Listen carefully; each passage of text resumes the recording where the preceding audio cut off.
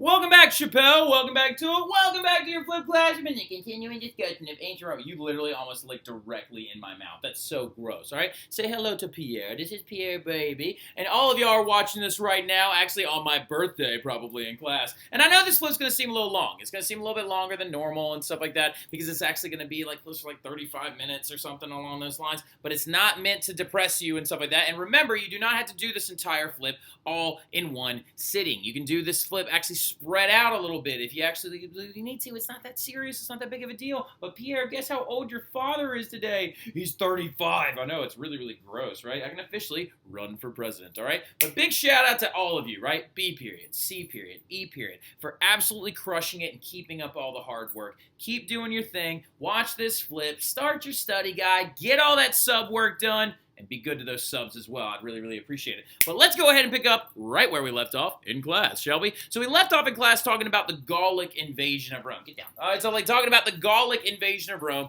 and discussing how the barbaric Gauls are going to sack and destroy Rome in 390 BC, right? Now, when this happens and when the Gauls actually sack and destroy Rome in 390 BC, what it's going to lead to is the Romans completely organizing their military in a distinct military structure so they actually have something that's a little bit more efficient, and it leads them to constantly wanting to improve their military and make it bigger, better, stronger, larger, and so they can do one thing that Romans love to do: divide and conquer, right? Now, speaking of divisions, what they did is they separated their very large military into what's known as the legion system, right? And the legion system is a subdivided group of about 4,000 to 6,000 men per legion, right? So the legion itself would look kind of like this, right? It's a very, very distinct, very, very important organizational system that they would use to do that premise known as a divide and conquer system, right? And when you divide and conquer, what you do is you actually send multiple legions in different directions, right? All right, this legion is going to go towards the Gauls and fight them.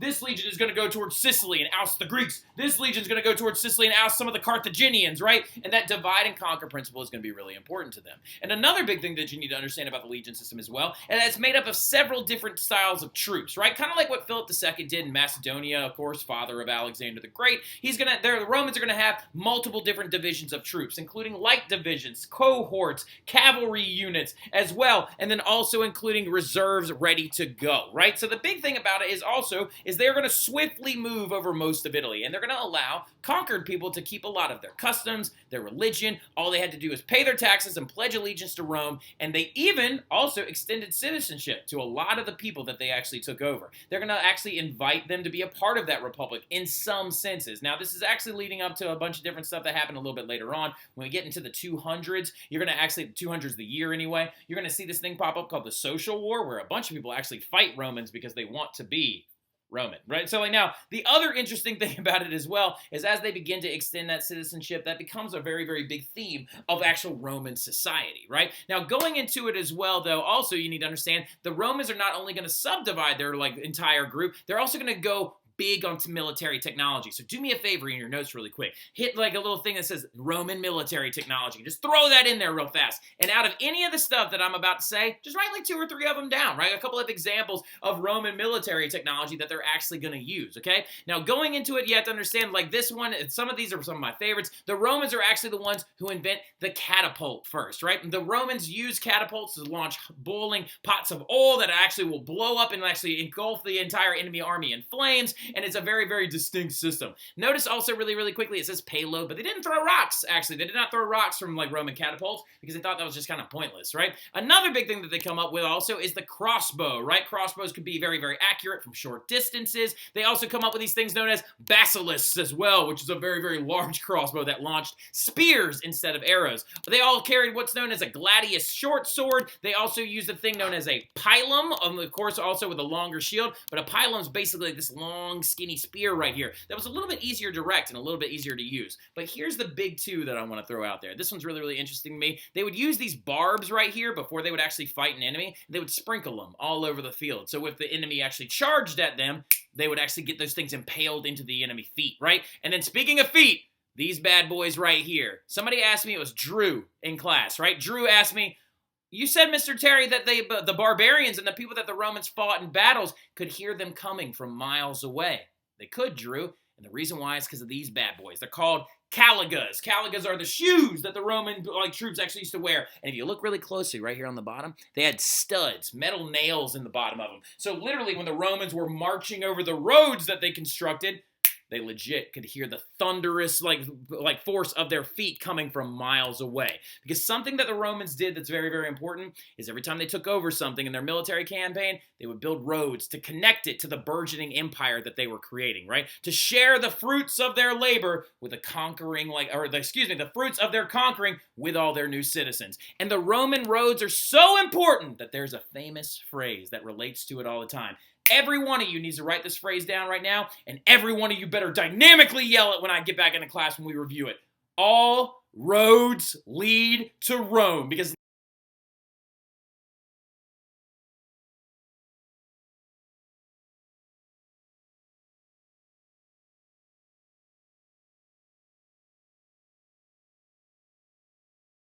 literally, as their military began to expand and kept conquering and taking over new territories, what ended up happening is literally they expanded the road system. And every time you found a road could be followed eventually to get back to the Roman heart of everything, the city of Rome itself, right? And look how well designed these roads are. They include crushed stone and cement, so stone slabs and cement, sand underneath, right? Now, not all roads were like this. Some of the roads that actually led back to Rome were just like cow paths or simple horse track roads and stuff like that. But the big thing about it in general is, as you can tell, all roads do, in fact, lead to Rome. Now, the next big thing that we're going to be talking about, though, is getting into some more Roman cultural stuff, right? We're going to talk about how we actually divide Roman history.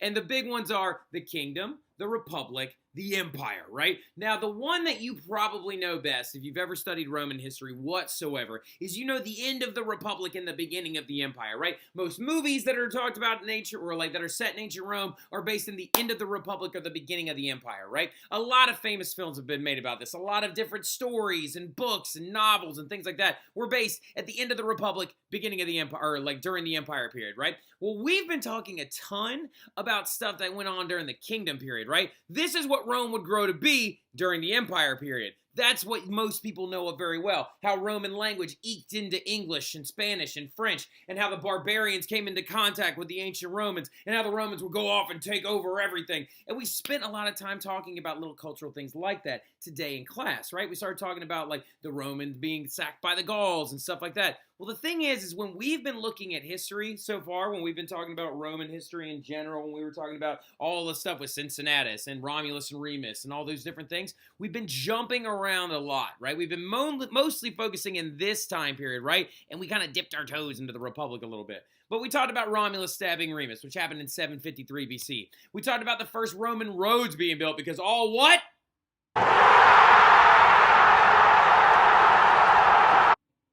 Roads lead to Rome. That's exactly right, B period. I know y'all know what you're talking about, right? Now, the first Roman roads being built in 319 BC, right? Even though, ironically enough, not all roads actually led to Rome, but we like to say all roads led to Rome because all the roads lead to Rome. Now, the big thing about, though, also the Cincinnatus dictatorship happened in the very early part of the Republic period. Those first roads were being built in the Republic period. We've got the Gauls sacking Rome in the Republic period and stuff like that. But we had to talk about all that stuff up front. We had to talk a little bit about the 7 kings of ancient Rome, and we'll jump around on this timeline a lot, right? We will always make references back to the kingdom period, to the cultural foundings of Rome. And we had to talk about all these different little things to give you an instance and an understanding of what Rome is like culturally, that they bring in dictators when they go to war, that they do this, that they do that, right? So just to give you a really, really big, in-depth understanding of the cultural values of ancient Rome, right? Now, some people always get a little bit frustrated with me. They're like, why do we talk about these things out of order? We talk about them out of order so you can understand where Rome's strong military came from, where their dictatorship system came from, where this intricate system of roadways and things like that came from, to give you an understanding of what Rome was like, right? But now we're starting to move into the Roman Republic, right? So we're pretty much leaving the kingdom period behind, and we're now going to kind of start stepping our way through Roman history, right? We're going to kind of walk our way through it in a lot of ways, and we'll talk about some major events that happened during the Republic period, and we're going to be able to move through them in order now, right? Which is really, really helpful and really nice for y'all.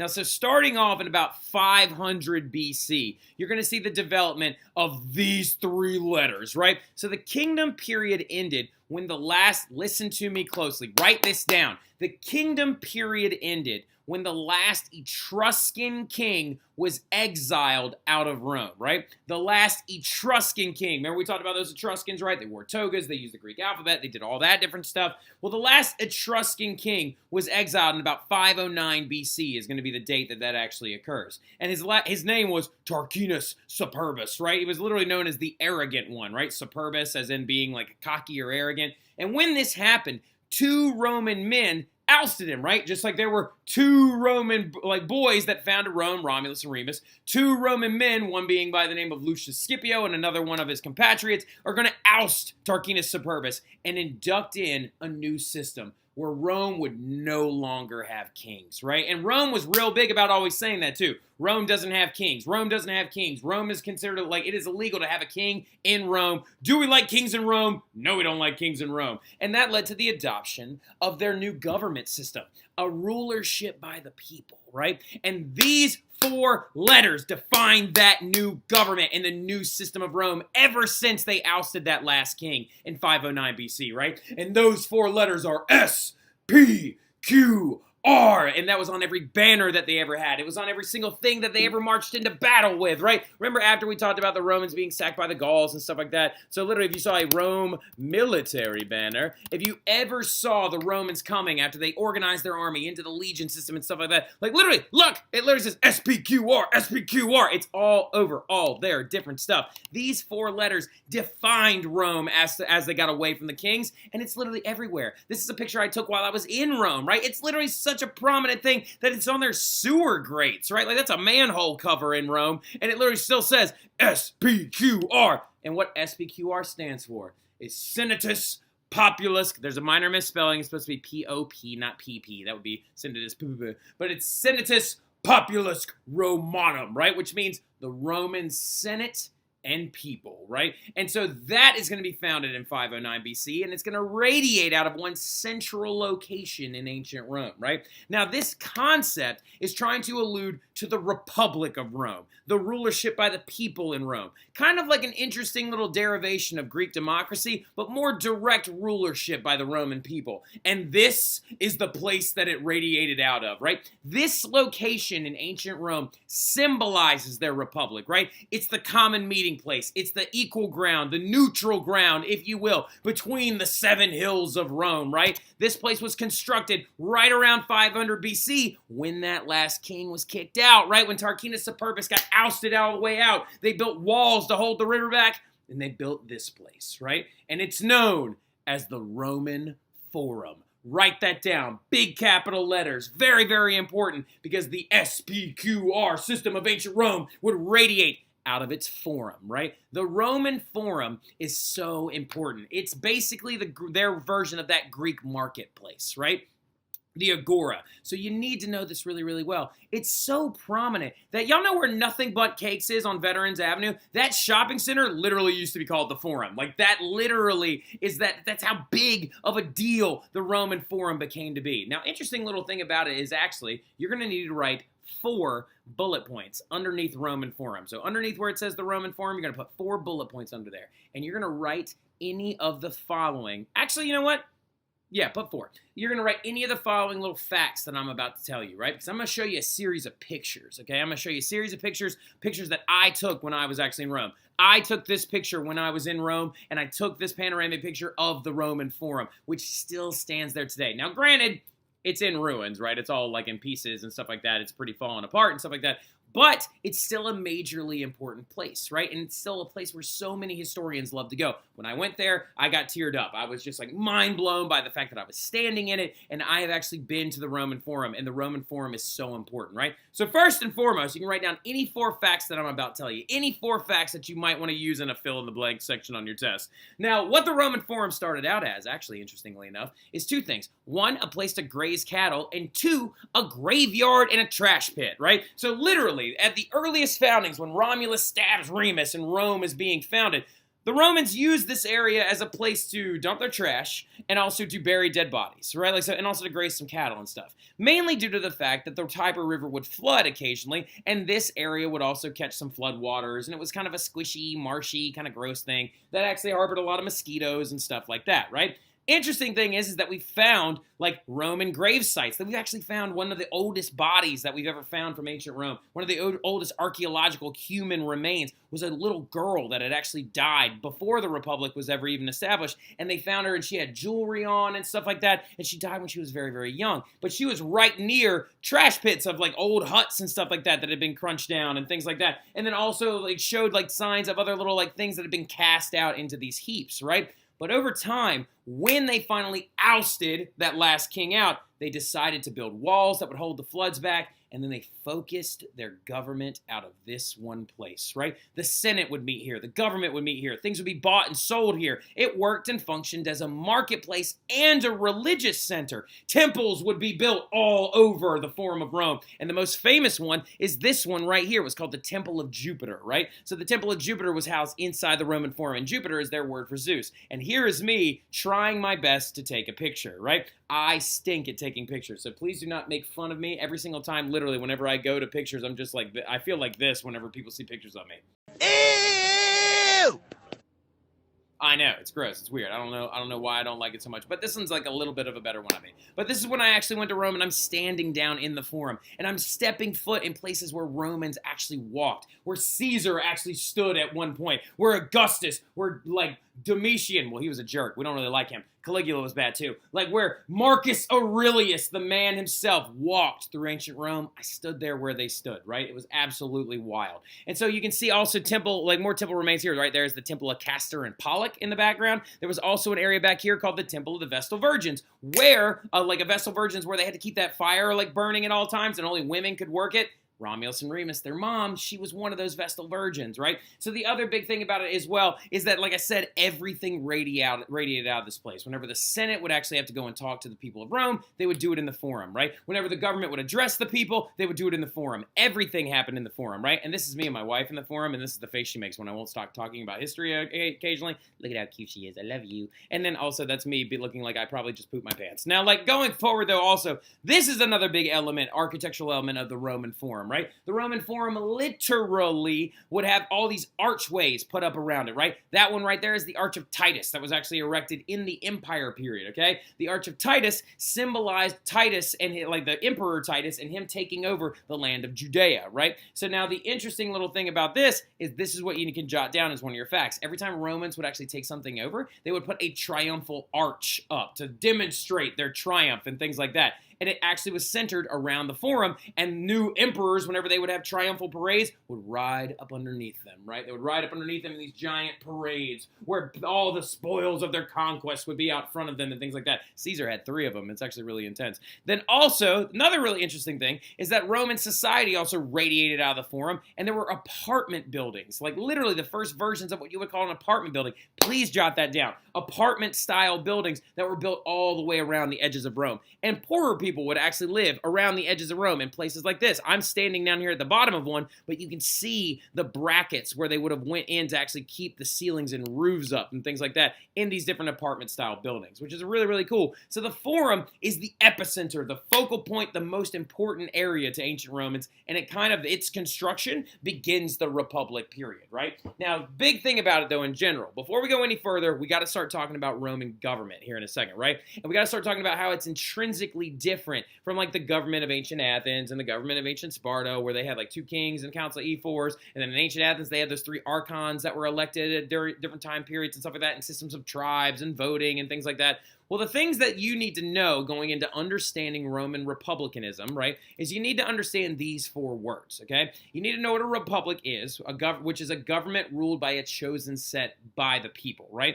Now, the idea of a republic is it's supposed to be that every person has a voice in their government, right? So it's the idea that in a republic that you can vote on direct action that affects you every day, right? That laws are voted on by the people, that referendums are voted on by the people, that recalls of elected officials are voted on by the people, right?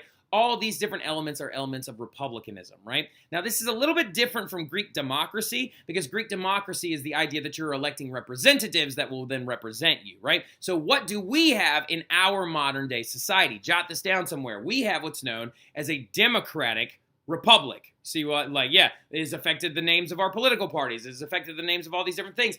Ancient Greece and ancient Rome affect you every day, right? So, literally, the democratic republic system that we have uses the republican, rule by the people elements of ancient Rome and uses the representation elements of the democracy system in ancient Athens, right?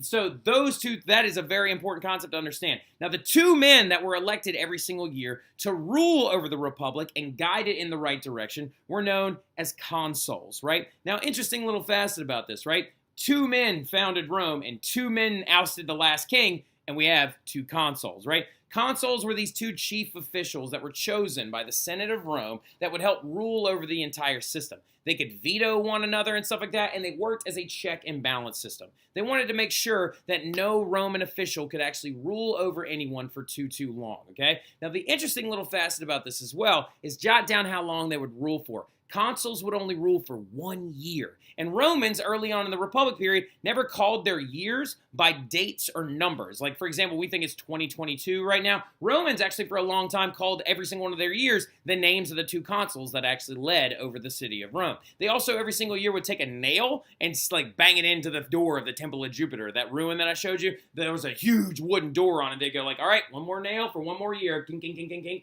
And they would be like, okay, that was the consulship of Gavin and Caleb. This is the consulship of Julius and Kyle Wooderson. This is the consulship of, I don't know, who are 2 other kids in class. This is the consulship of Amelia and Isabella Perry. This is the consulship of, Dakota Cope and also Isabella Perry, because it could be elected actually 2 different times, but you couldn't go, back to back. So, Isabella Perry, we're probably going to have to oust you. Now, the big thing about it in general as well is the dictator is going to be a very important figure, right? Now, we talked about the very first mythical dictator already when we talked about Cincinnatus, right? So, a dictator is the ruler that was only brought in during a time of war, and then they were supposed to step down, right? And that was all set up by Cincinnatus when he gave the fasces back and stuff like that. Also, interesting little fact about that fasces, that axe that symbolized the ruling power of Rome.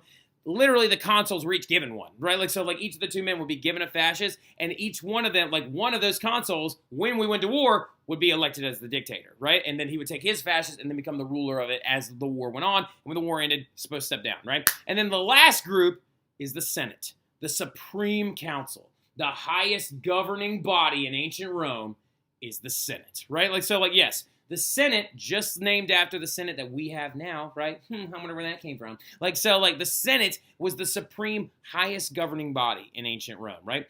This is a big thing as well. Senators ruled for life, right? If you were elected to the Senate, you were a senator for life, okay? So as a senator for life, you would be able to help pass laws, you helped guide and actually elect the consuls, you chose these 2 individuals, and you did a lot of the most highest governing power bodies. You could actually help or ignore the other citizens and things like that, but they are a very, very big power that you need to always remember, right? Now, getting into Roman society, though, you have to understand how this Roman Republic existed in the everyday life of an ancient Roman, right? So when you're talking about an ancient Roman, some of you are probably sitting there thinking, you're like, well, Mr. Terry, okay, so we're talking about their government. They have senates and dictatorships and all this stuff. But do they have, laws and stuff? Do they have laws? Because we never talked about laws and punishments and things like that in ancient Greece. The only time we ever talked about law was when Socrates apparently was corrupting the youth of Athens, and they made him kill himself with poisoned hemlock juice, right? So the big thing about it is Romans did have law, actually, which is an interesting little thing. They had a thing known as the 12 tables, right? The 12 tables were literally 12 tablets that had Roman law written on them that actually was guided forward by the Roman Republic as well.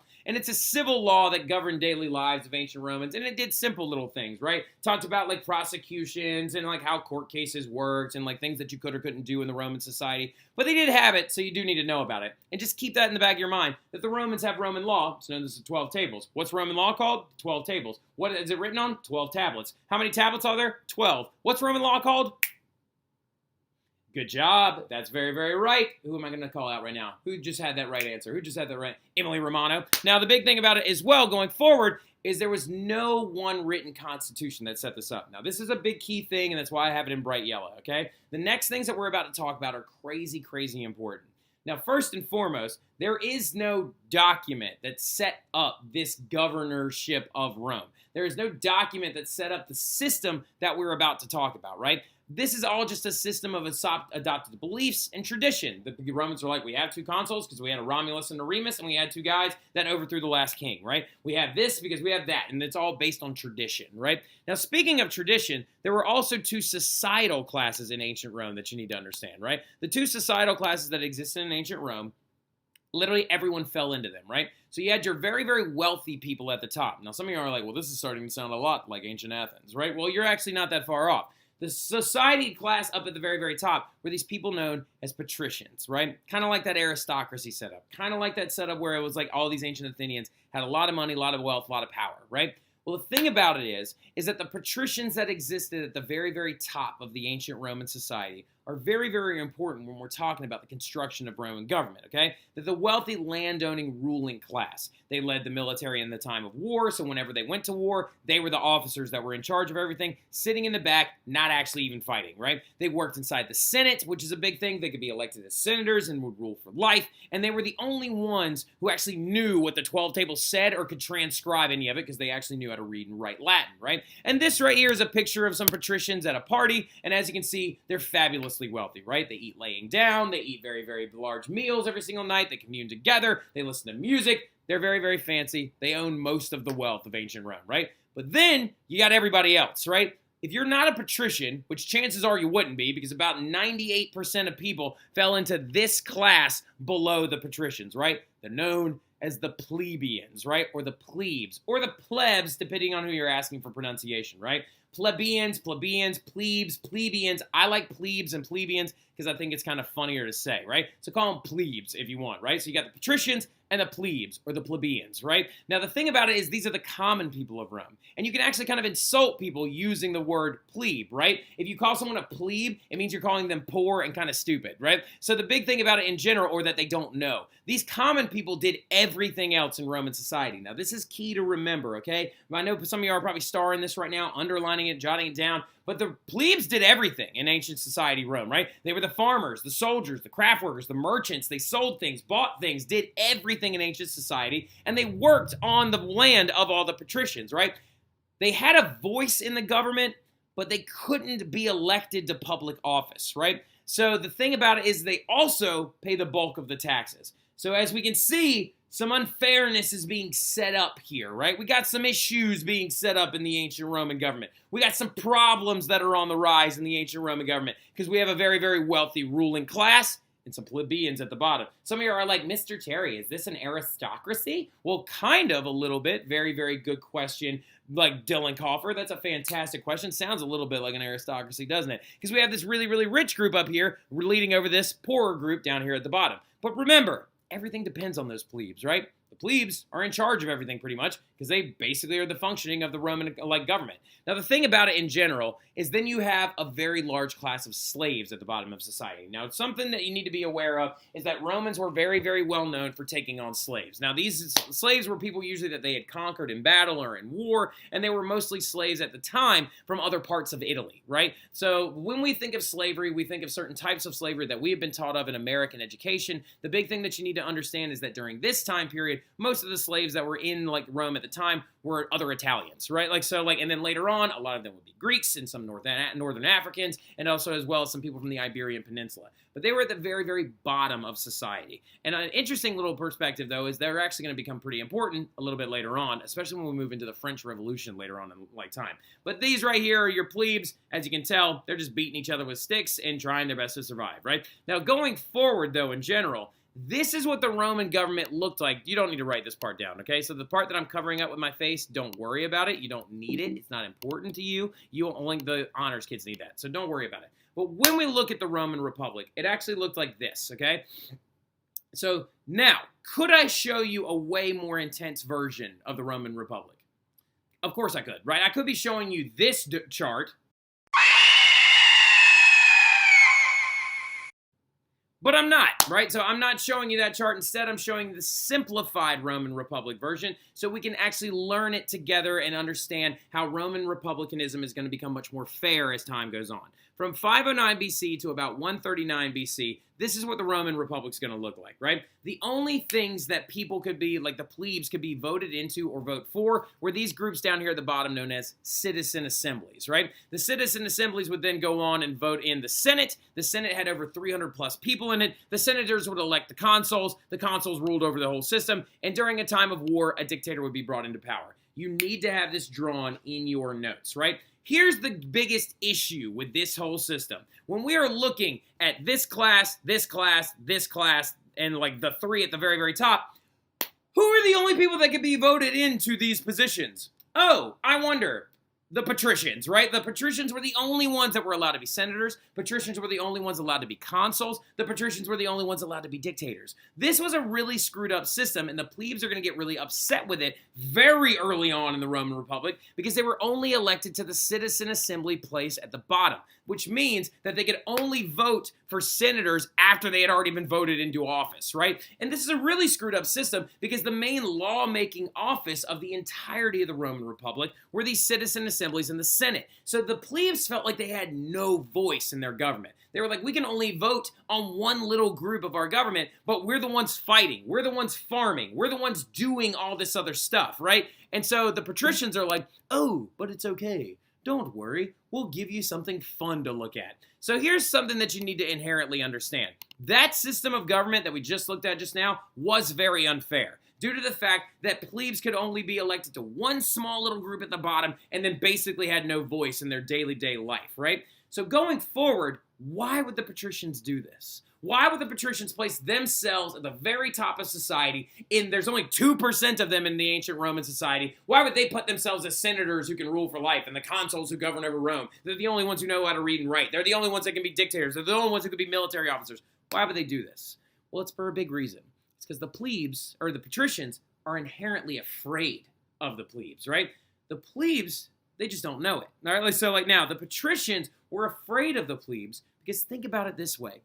If the patricians are only 2% of society, they own most of the land, they're forcing the plebes to fight in wars and farm all the goods and do all this different stuff, they could be afraid of them because if all the plebes decided to pick up sharp sticks and riot, like the patricians are done for, right? They're done for. You're never going to stop this giant mob of poor people if they decide to destroy you. So what are the patricians going to do to keep the plebes happy, to keep them distracted, to keep them from looking at anything else, right? Well, that's the thing, is plebes had few rights, but the patricians wanted to keep them happy, to avoid that concept of the mob, right? They wanted to avoid the mob of the plebes. So think about it this way. Imagine Chappelle is the patricians are the teachers and y'all are the plebes, right? Theoretically speaking, you are not aware of how much power you actually have. Because if all of you decided to start flipping over desks, throwing things out the window, burning stuff to the ground, there's nothing we could do to stop you, right? Because y'all are too many and too large of a body to actually stop and suppress. Think about this as like in rally, right? This is what the teachers do. The patricians are keeping y'all happy because we give you rally to keep you distracted. We give you pep rallies to keep you distracted and happy and positive and focused in one direction. The patricians are going to do this for the plebes as well. And later on in the Roman Empire period, a very, very famous Roman scholar is going to write down these words to define how the patricians kept the plebes happy. They were like, yes, you're poor, and yes, you fight and die, and yes, you pay all the taxes, but we're going to give you something to watch, and write this very, very famous quote down. They called it, or the patricians called it, bread and circuses. That's all you need to keep like the plebes happy. Write that down. Bread and circuses. Bread as in like what you eat, B-R-E-A-D, and circuses as in big entertainment spectacles, right? C-I-R-C-U-S-E-S, okay? Bread and circuses was the projection or the idea the patricians had to keep those plebes docile, right? And so what they're going to do is they're going to build things like this. Now, some of you are like, oh, is this the Colosseum? No, it's not. This is the Colosseum. Have you ever seen anything like that before? I didn't know men could build such things.